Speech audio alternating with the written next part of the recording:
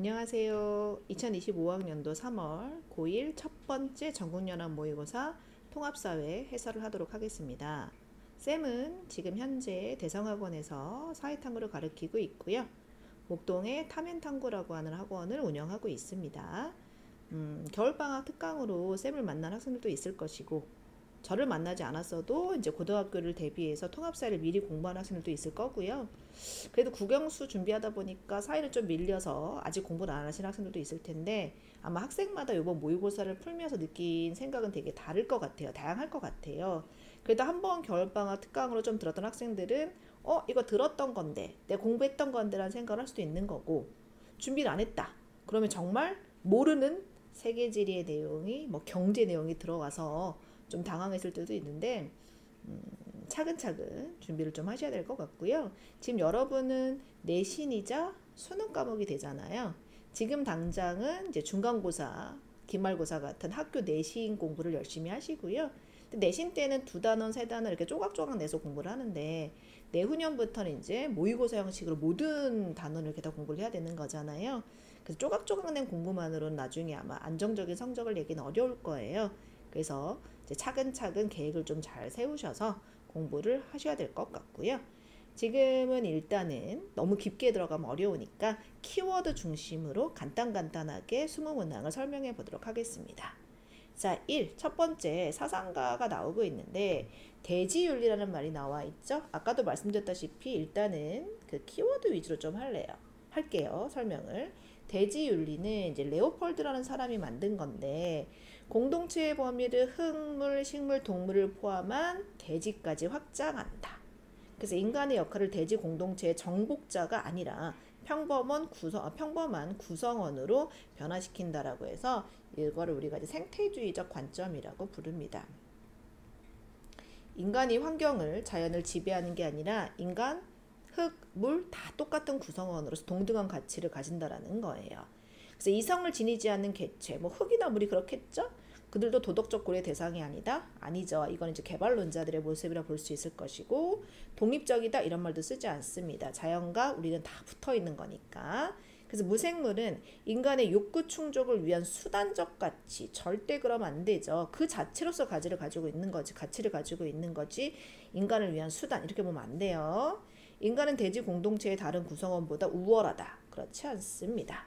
근데 거기 보니까 어떤 행위가 대지 공동체의 온전성, 안정성, 아름다움을 보존하는 경향이 있다면 그 행위는 옳다라고 했죠. 즉 대지 공동체의 온전성을 위한 인간의 행위는 정당화될 수 있다. 답 몇 번? 5번이 될 수 있는 거겠죠.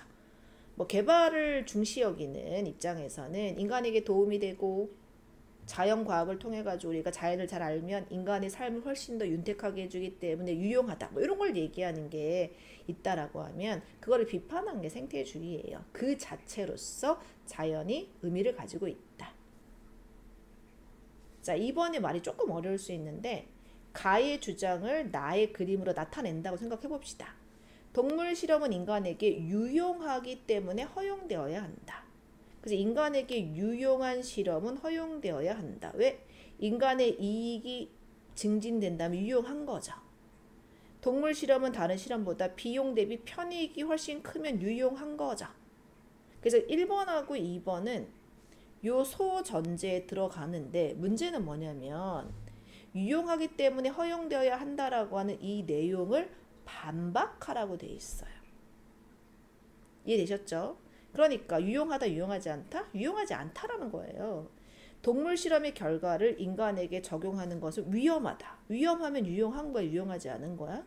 그치, 유용하지 않은 거죠. 그러니까 답 몇 번인데? 3번이죠. 지금 4번하고 5번에 보면, 4번에 인간을 대상으로 하는 실험은 많은 윤리적 제한이 따른다. 이건 윤리적 제한으로 가는 거 아니에요. 유용성으로 접근하는 거니까 가장 적절하다고 말할 수 없죠. 인간을 대상으로 하는 실험을 대체하는 동물 실험이 있다. 이건 동물 실험의 유용성을 얘기하는 거니까 1번, 2번과 같은 개념이 되는 거죠. 크게 보면 얘도. 그래서 1, 2, 5번은 합당하게 생각하는 근거가 되는 거고, 우리가 찾는 건 뭐가 되는 거죠? 반론이 되는 건데 3번하고 4번이 약간 반론에 들어갈 수 있어요. 근데 유용성에 대한 반론이니까 3번이 정답이 될 수 있는 거겠죠.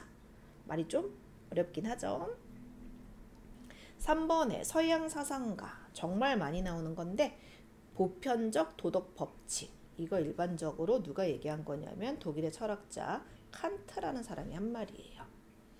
어떤 대가를 위한 행동이 아니라 보편적 도덕 법칙을 지키려는 의무, 의식에 따른 의무가 있어요. 우리는 도덕 법칙을 지켜야 돼.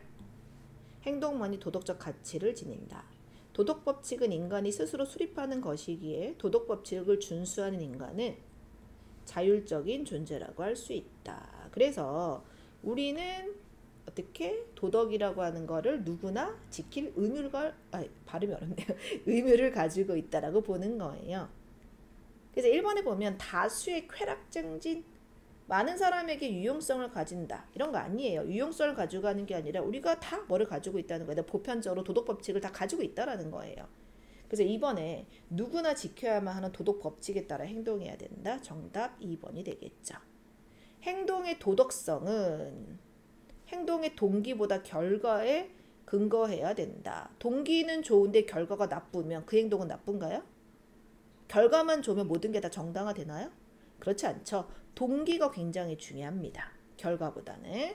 그래서 이것도 안 되고, 경제적 이익, 이것도 아니고, 자율적 존재인 인간은 의무의식에 따라 행동해야 되는 거겠죠? 답 2번. 지금은 키워드를 가지고 얘기할게요.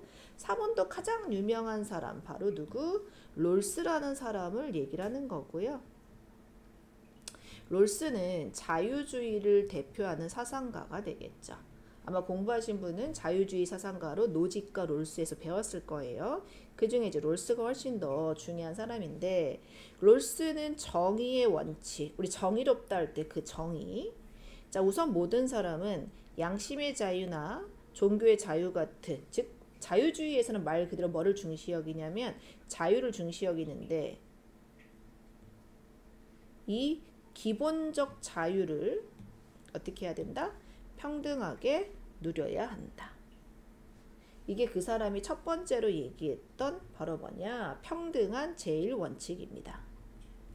평등한 자유의 원칙이라고 하는 제일 원칙. 누구나 자유로운데 그 자유가 평등하게 제공돼야 된다라는 거예요. 이게 1번입니다. 그 다음으로 사회적, 경제적 불평등은 사회적 약자에게 최대 이익이 보장되는 경우에만 허용되어야 하고, 그리고 모든 사람에게 사회적 지위나 직책을 제공할 수 있는 공정한 기회가 균등하게 보장되어야 한다. 무슨 말이냐? 이 사람은 모든 사람에게 자유가 평등하게 제공돼야 된다라는 거예요. 근데 막 길이 계단으로 막 돼 있어요. 그럼 휠체어를 타시는 분한테는 내가 이동할 수 있는 자유가 잘 없는 거죠. 그래서 우리가 일반적인 사람하고 휠체어를 타고 계신 분이 있으면 누가 좀 더 사회적 약자겠어요? 그쵸? 휠체어를 타고 이동해야 되는 사람이 사회적 약자겠죠? 그 사회적 약자에게 혜택이 주어지는 게 진정하게 자유가 평등하게 누려지는 거다라고 얘기를 하는 거예요. 그래서 제1원칙이 평등한 자유 원칙이라면 제2원칙은 차등의 원칙. 우리가 전체 1등을 수석, 전체 2등을 차석 이렇게 얘기하잖아요. 차등의 원칙, 사회적 약자에게, 그리고 기회균등의 원칙.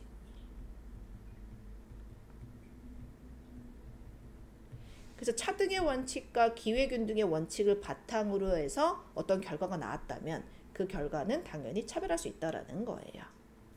그래서 지위 획득에서 공정한 기회가 보장되어야 맞죠. 경제적 불평등은 허용됩니다. 오케이. 그런데 어떤 조건에서? 그치. 기회균등으로 차등의 원칙을 바탕으로 모든 사람에게 자유가 보장되었을 때, 그러면 결과를 우리가 받아들인다는 거죠. 모든 사람에게 기회를 다 주고 서로 경쟁을 했을 때 결과가 나왔다. 그거는 합당하다라는 거죠. 그런데 사회적 약자를 배려하지 않고 힘든 분들을 배려하지 않은 상태에서 나온 결과다? 아니, 휠체어 탄 사람하고 일반인하고 똑같이 뛰어봐라. 다리 아프신 분하고 일반인이 이런 말이 안 되는 거잖아요. 그래서 경제적 불평등은 허용되되 사회적 약자와 그리고 기회균등의 법칙이 적용됐을 때는 가능하다라는 거예요. 그 다음에 디귿에 모든 사람은 기본적 자유를 평등하게 누려야 된다 맞겠죠? 그러려면 사회적 약자를 고려해야 된다. 기역 디귿 리을의 4번 됩니다. 뭐 무지의 베일을 쓰고 등등 여러 가지 말이 있어요. 누구를 상징하는 롤스를 상징하는. 근데 가장 대표적으로 보면 크게 먼저 봤을 때 자유주의예요. 자유 그리고 당연히 결과가 차별되는 건 인정하는 거죠. 다만 그러려면 차등의 원칙, 기회균등의 원칙을 바탕으로 모든 사람에게 자유가 평등하게 제공됐을 때 결과가 나오면 인정하겠다라고 얘기하는 게 롤스가 되겠습니다. 5번은 세계지리적인 측면인데 유럽의 굵직굵직한 나라들, 예를 들어서 얘가 영국인 건 아시죠? 얘가 프랑스, 얘가 에스파냐, 그리고 얘가 독일입니다. 독일은 옛날에 동독과 서독으로 갈라져 있었어요. 우리나라가 남북으로 갈라진 것처럼. 국가 A, 독일이죠. 분단 국가였었기 때문에 지금은 이제 베를린 장벽이 무너지면서 우리나라가 세계 유일의 분단 국가가 됐잖아요. 그래서 우리나라의 통일을 기원하는 의미에서 A가 독일이 장벽의 일부를 기증했다라고 되어 있습니다. 근데 이거 종교 갈등으로 된 거 아니에요. 우리 남북한의 갈등, 남한하고 북한의 체제가 다른 거잖아요. 자유진영과 뭐 사회주의 공산주의식으로 나뉘는 거니까 상관없을 것이고. 자, A는 경도상 우리나라의 동쪽. 경도 하면 어느 나라가 세계의 기준이에요? 그쵸. 영국이 세계의 기준이죠. 영국을 중심으로 영국이 영도, 이쪽으로 동경, 이쪽으로 서경. 그래서 태양이 동쪽에서 떠서 이렇게 넘어가잖아요. 그 동쪽에 있는 우리나라는 9시간이 빠른 이런 얘기를 합니다. 그래서 경도상 우리나라의 동쪽 아니죠. 표준시가 빠르다 안 됩니다. 기억의 사회통합. 근데 뭐라 되어 있냐면 국제적으로는 자국의 통일이 주변국의 평화를 가져다 줄 것이다. 근데 국내적으로는 사회통합. 근데 주변국을 얘기하고 있으니까 이거는 국내적이 아닌 거잖아요. 그러니까 말이 안 되죠. 니은의 통일에 시사하는 바. 분단 극복을 위해 이념적 갈등을 줄여야죠. 니은에는 이지라해 문제 해소를 위한 교류 협력의 활성화가 있다. 답 5번이 되겠죠. 우리는 이제 분단 상태로 너무 오랫동안 살았지만 어쨌든 외국인이 봤을 때 남한하고 북한은 싸우다가 잠시 멈춘 상태예요. 근데 내가 예를 들어서 뭐 100을 가지고 있어. 대한민국에 투자해야지. 근데 북한하고 남한이 또 싸우면 어떻게 하지? 우리가 봤을 때는 별로 걱정은 안 하지만 돈 많은 외국 기업이 투자하려고 보면 항상 그쵸, 불안 요소가 있는 거죠. 우리나라가 분단돼 있다는 게 경제적으로 굉장히 근본적인 불안전성을 이제 제공을 합니다. 그래서 꼭 통일이 아니어도 북한하고 남한하고 서로 싸우지 않을 것 같은 게 되게 중요해요. 외국인의 투자를 받는다고 한번 생각하게 되면 그러기 위해서는 좀 이렇게 교류도 좀 하고 서로 좀 잘 지내보자 라고 하는 게 일반적인 이제 관점이라 볼 수 있는 거겠죠. 자, 5번은 5번까지 했네요. 6번은 이것도 역시 키워드. 행복은 덕에 따른 영혼의 활동이다. 누구예요? 아리스토텔레스가 됩니다. 지문 좀 더 읽어볼게요. 행복은 삶의 궁극적인 목적. 그쵸? 우리 뭐 다 행복하려고 사는 거죠. 인간의 고유한 기능인 이성을 잘 발휘할 때 달성된다고 돼 있어요. 쾌락은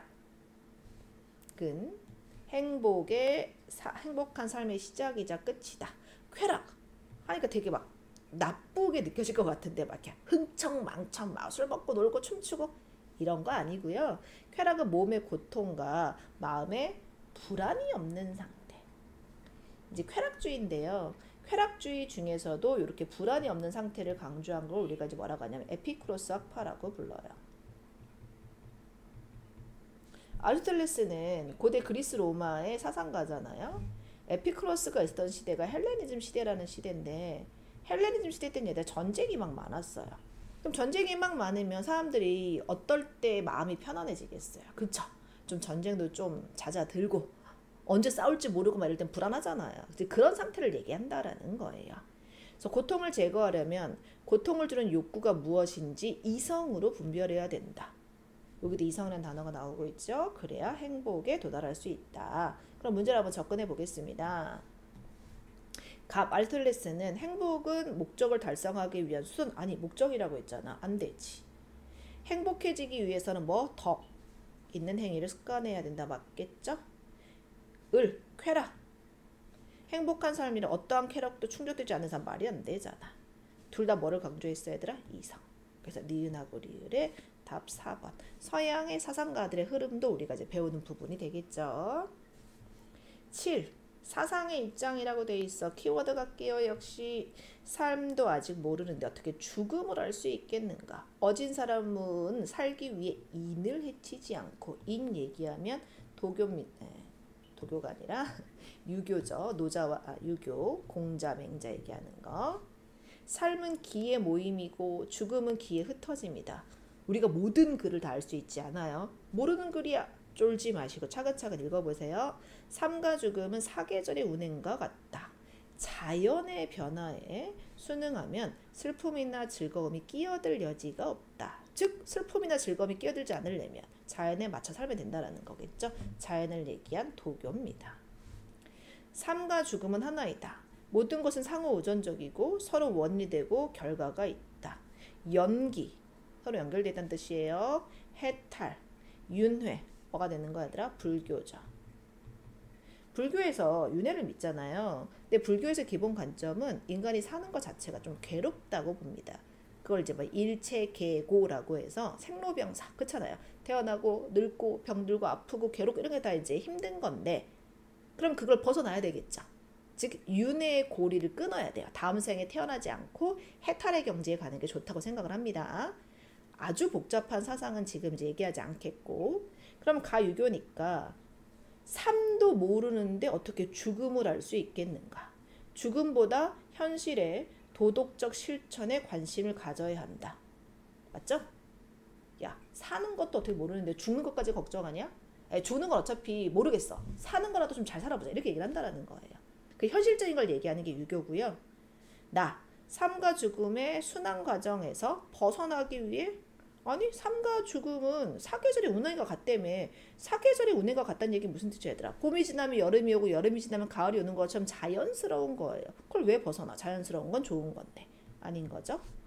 윤회를 반복하면 안 돼요. 인간이 다시 태어나는 것 자체가 괴로움의 시작이기 때문에 윤회의 고리를 끊고 해탈의 경지에 들어가야 됩니다. 안 됩니다. 유교와 도교에서 부와 명예를 얻기 위해 인은 유교교라니까. 죽음을 거부하고 불멸해서 말도 안 되죠. 답 1번이 됩니다. 그러니까 말이 좀 어렵고 동양 사상들은 좀 한자도 많이 쓰이고 있는데 쓰이는 키워드들이 있어요. 인, 유교, 자연, 도교, 윤회, 해탈, 불교. 거기에 조금 더 깊이 들어간 설명까지 덧붙여 드렸고요. 8번에 지켜야 할 민족 자존의 섬. 동쪽에 가장 먼저 해 뜨는 곳 어디? 독도가 되겠습니다. 우리나라의 가장 동쪽에 있죠. 영해. 우리 주권이 미치는 영역에는 영토에는 한반도와 부속 도서가 있어요. 도서가 뭐예요? 섬입니다. 그 다음에 영해, 바다죠. 그리고 영공, 이렇게 있어요. 근데 영해를 따질 때 기준이 크게 보면 두 개가 있습니다. 통상기선은, 그 다음에 직선기선이 이렇게 나뉘어져요. 통상기선은 해안선이에요. 정확하게는 썰물대한선이고요. 직선기선은 가장 외곽의 섬을 기준으로 하는 거예요. 그래서 독도는 중요한 섬이죠. 그래서 통상기선이 적용이 됩니다. 맞습니다. 종합해양과학기지는 이호도 같은 데 있어요. 해당되지 않아서 정답은 3번. 나머지 섬 전체가 천연보호구역이고요. 우리나라 동해는 요렇게 난류, 오징어가 많이 잡힌다고 하죠. 요렇게 한류, 명태, 대구가 많이 잡힌다고 하는데요. 난류와 한류가 쇽 만나요. 그럼 우리가 좀 유식하게 조경수역이라고 하거든요. 동해가 바로 조경수역이에요. 그래서 틀린 단모 3번. 종합해양과학기지는 어디에 있다? 이어도. 이어도는요, 우리나라 영토는 아니에요. 우리나라 가장 남쪽에 있는 마라도에서 한참 내려가서 있는 곳인데 거기에 이제 이어도라는 섬이 있고요. 아니, 섬이 아니라 수중 암초가 있고요. 거기에 종합해양과학기지가 건설되어 있습니다. 9번.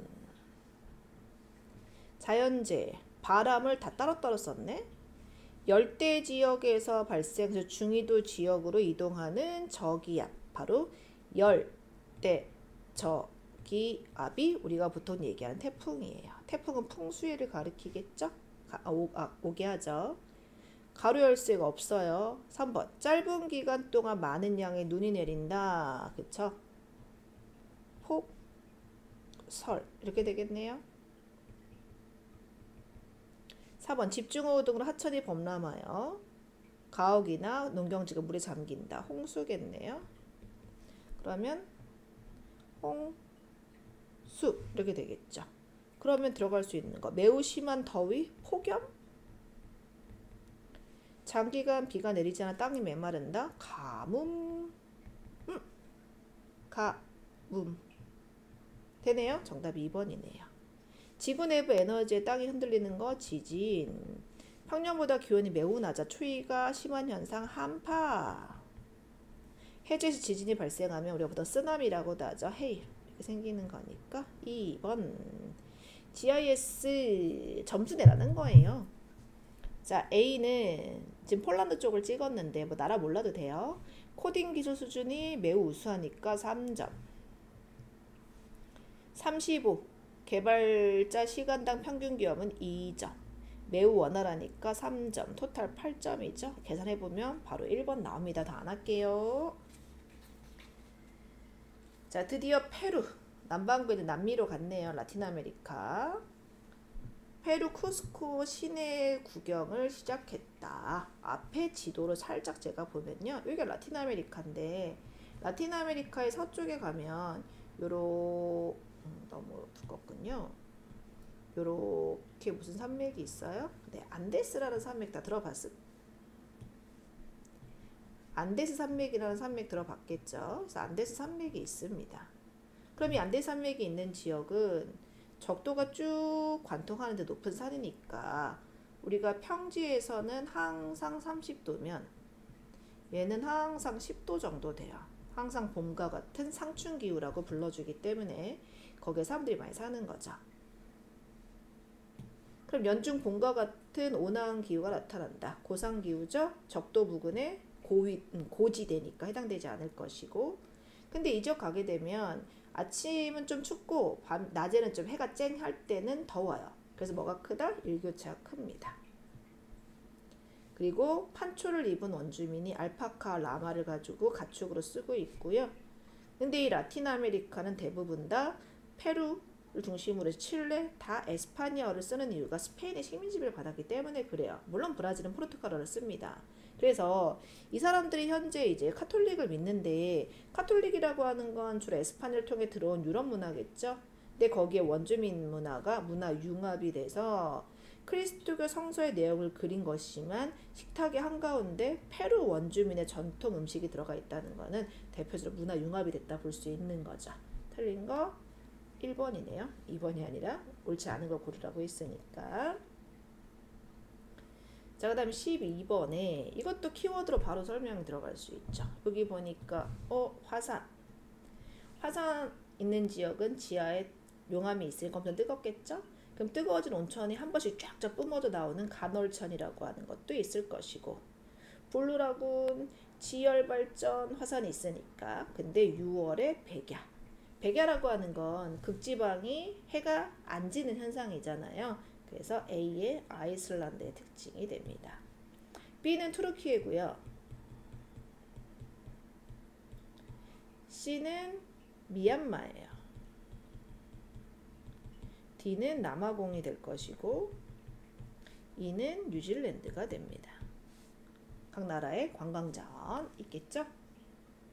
13번에 연령층별 인구. 연령층별 인구는 왜 본다고? 네, 선진국과 개도국을 보고 싶어서 하는 거예요. 아무래도 선진국으로 가면 갈수록 노년이 많겠고 개도국은 어린아이가 많겠죠? 근데 프랑스는 선진국이에요. 베트남 지금 막 성장하고 있는 개도국이에요. 여러분 집에 있는 락앤락 뒤져보면 다 메이드 인 베트남이에요. 말리는 어디에 있어요? 모르죠. 근데 말리는 아프리카 사하라쯤에 있는 나라예요. 그래서 개도국이라고 하기보다는 좀 더 낙후된 후진국 이렇게 구분해 볼게요. 그럼 자료에서 유소년 이렇게 많잖아요. 얘가 말리겠죠. 노년이 이렇게 많고 어린아이가 적잖아요. 얘가 프랑스일 거예요. 그리고 그 중간에 개도국인 베트남이 나와 있는 거죠. 그럼 말리는 프랑스보다 출산 억제해야죠. 너무 애가 많잖아요. 가난한데. 그 다음에 말리는 베트남보다 청장년층 인구 대비 노년층 인구 비율이 낮겠죠? 다음 B, 프랑스는 평균 수명이 길 것이다. 맞겠고 B랑 C 중에 청장년이 요구되어 있는데 누가 더 많아요? 베트남이 더 많잖아요. 니은 디귿의 3번 자료 읽으시면 되고요. 14번에 전세계 태양광 수력, 풍력, 태양광, 지열 같은 신재생 에너지가 있는데 태양광 발전 세계 1위, 수력 발전 세계 1위, 풍력 발전 세계 1위가 중국이에요. 그 자료에서 보시면 태양광에 중국이 이렇게 1등이라는 게 나와 있는 거죠. 뭘로 봤을 때? 양으로 봤을 때. 근데 그 다음으로 여기서 뭘 물어보고 있냐면 양을 물어보는 게 아니라 여러분한테 자 요렇게 뭐를 얘기하고 있어요? 세계 평균 태양광 발전 비율을 얘기를 하는 거예요.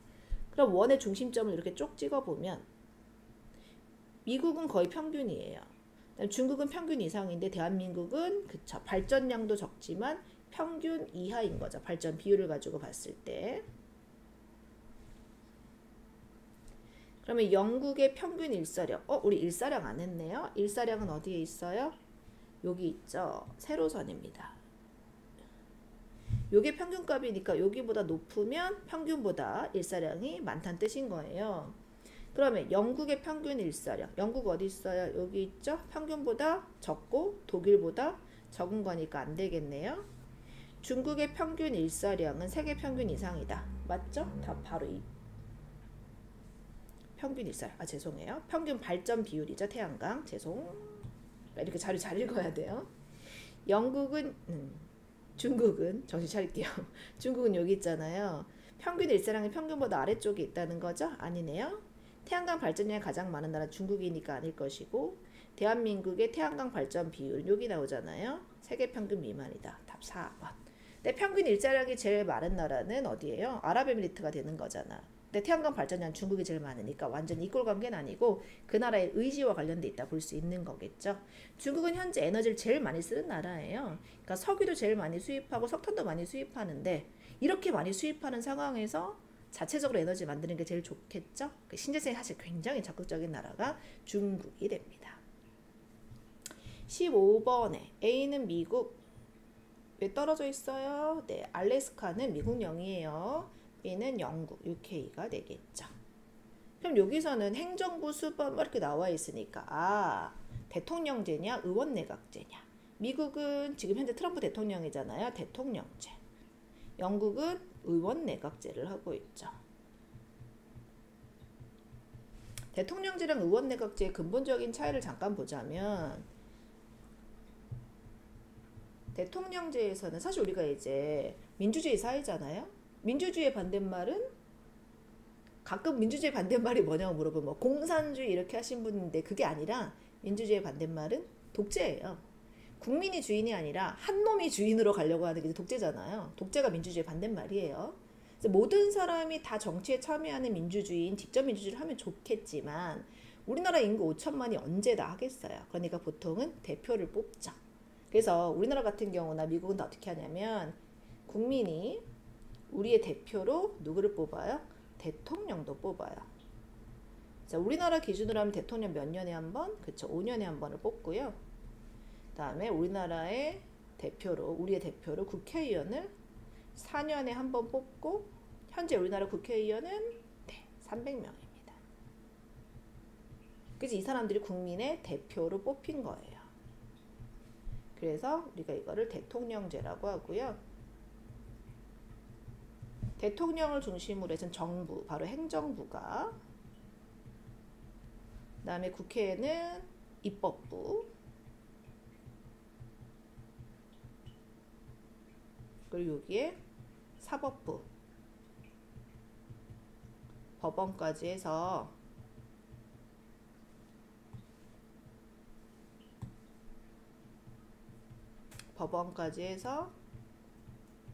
삼권 분립이 돼 있는 거죠. 삼권 분립을 해서 견제와 균형을 해야지 뭐를 막을 거야, 얘들아? 독재를 막을 거잖아요. 근데 영국이나 일본은 뭐를 하냐면 의원내각제를 하는데, 의원내각제는 국민이 누구만 뽑냐면 국회의원을 뽑아요. 그럼 국회의원을 뽑다 보면 다수당하고 소수당이 있겠죠. 다수당에서 뭐를 뽑냐면 행정부의 수반인 총리를 뽑습니다.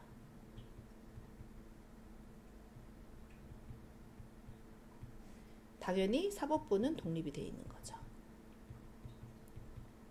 그래서 국회라고 하는 입법부에서 행정부도 같이 겸하는 거예요. 그래서 얘네는 3권이 아니라 2권 분립이 되어 있는 거죠.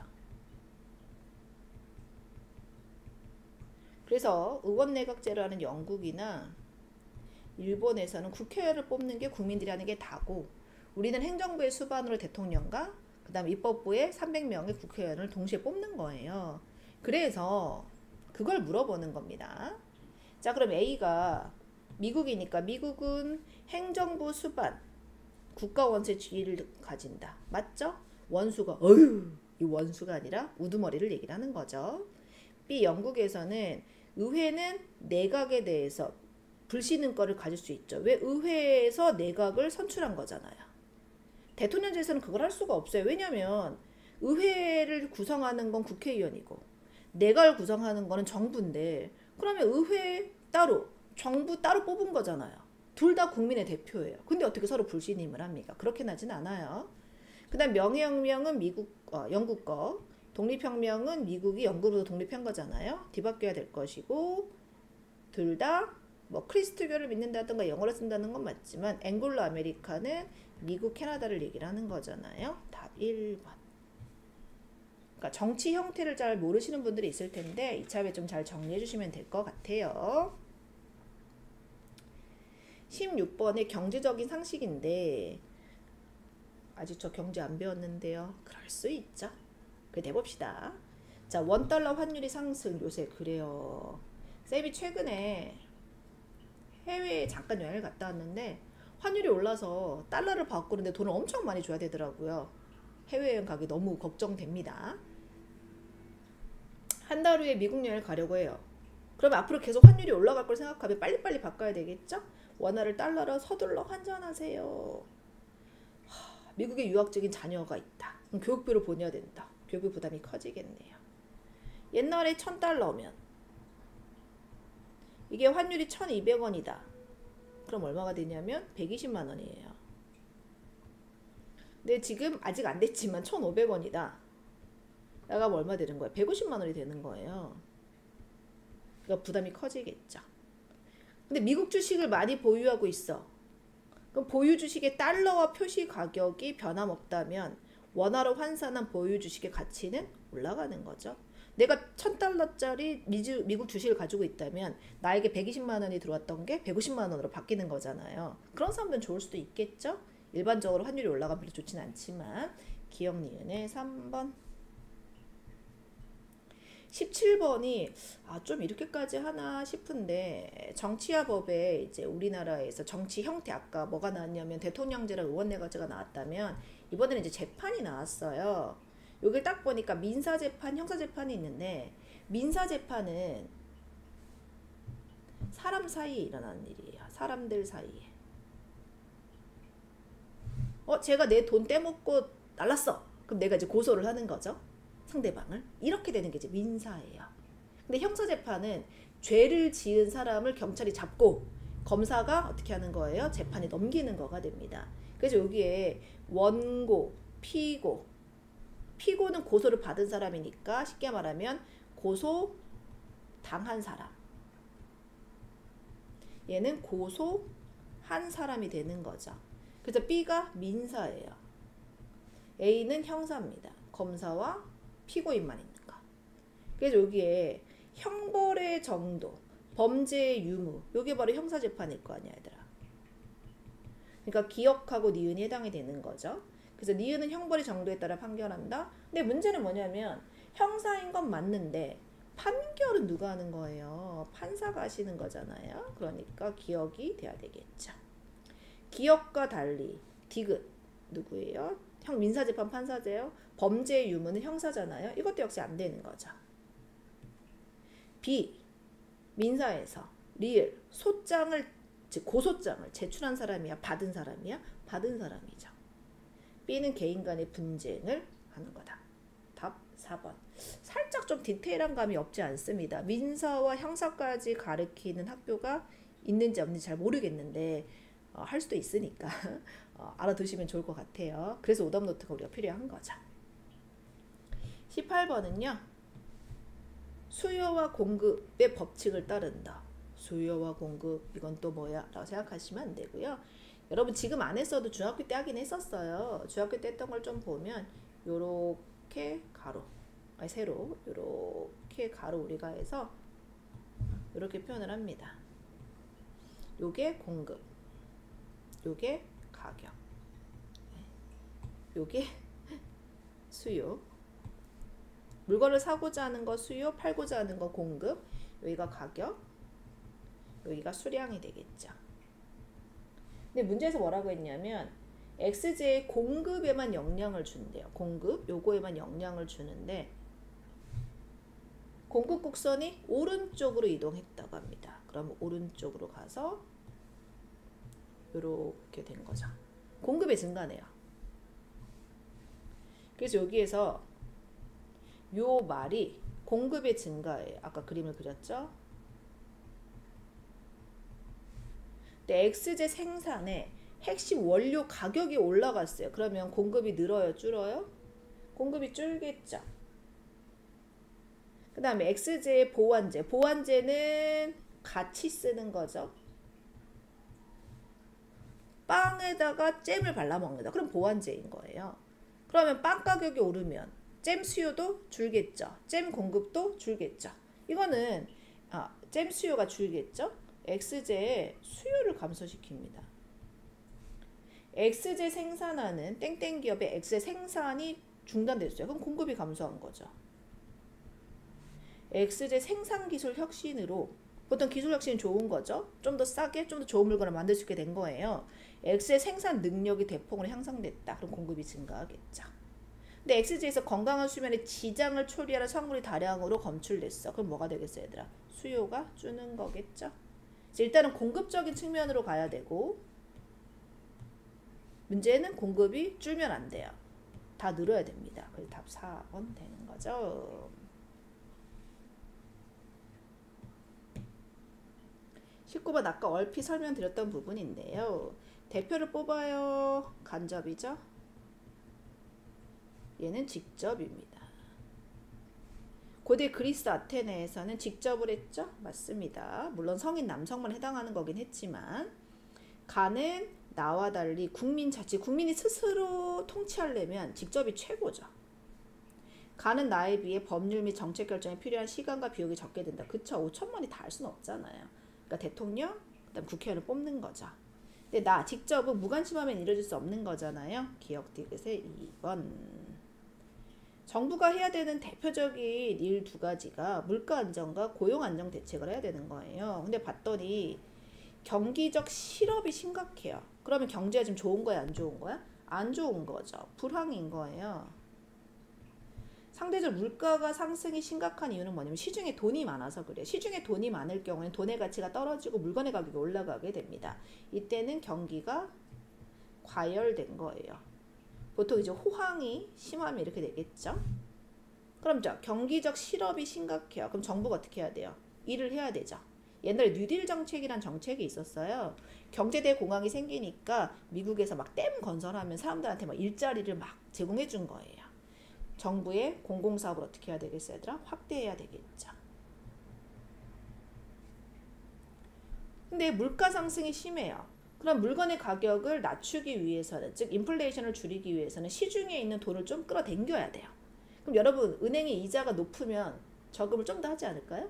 그래서 물가 상승이 심각하면 시중에 유통되고 있는 화폐를 줄이기 위해서 중앙은행은 이자율을 높여야 됩니다. 그러면 시중의 화폐량이 줄겠죠. 그리고 시중에 돈이 많으니까 문제가 생긴 거죠. 정부의 지출을 좀 줄여야지 시중에 돌아다니는 돈이 줄겠죠.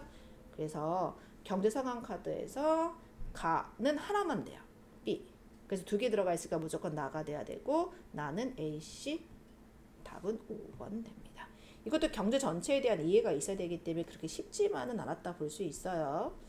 우리 통합사회라는 과목이 여러 개의 주제가 있는데 그 중에 지리도 있고요, 경제도 있고요, 정치도 있고요, 그리고 뭐 문화 파트도 있고, 그 다음에 뭐 사상, 즉 윤리 파트도 있고, 말 그대로 사회 과목을 통합적으로 한다라는 거예요. 그리고 거기에다가 약간 국어처럼 비문학처럼 지문을 통해서 어떠한 걸 요구하는지를 캐치해낼 수도 있어야 돼요. 그리고 실제 수능에서는 25문항이 나오기도 좀 되어 있잖아요. 지금 20문항이었는데, 그치? 그래서 모의고사를 이제 꾸준히 푸시면서 점수를 확보하셔야 되는데, 그러기 앞서 일단 10단원의 각 단원별의 내용을 충실하게 공부를 좀 하셔야 돼요. 이제 시작이에요. 3월 첫 모의고사였고 익숙하지 않는 문제 유형들을 푸느라 고생하셨고요. 더 열심히 할 수 있는 계기가 됐으면 좋겠네요. 그럼 해설은 여기서 마치도록 하겠습니다. 수고하셨어요.